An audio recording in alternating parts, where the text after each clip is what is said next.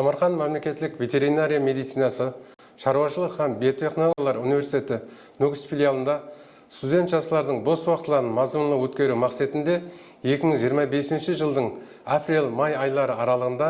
президентіміз Шавкат Миромонович Мирзиевтің бастамасымен жолға қойылған 5 ахметлі басылма тикарында спорт һәм рухи ағартушылық ләжлардың іс ережесі істеп шығылып, бүгінгі күнде 18 бағдарда студенттер өздерінің спорт һәм интеллектуал дәрежелерін сынақтан өткеруші жарыстарға белсене қатынасып келмекте. Атап айтқанда, интеллектуал белдесулерден стартап жойбарлары, кітап құмар студент, әдеби шығармалар таңдауы, суретшілік таңдаулары, студенттер театры студиялары таңдаулары, пікірлер тартысы, закават һәм спорт жарыстарынан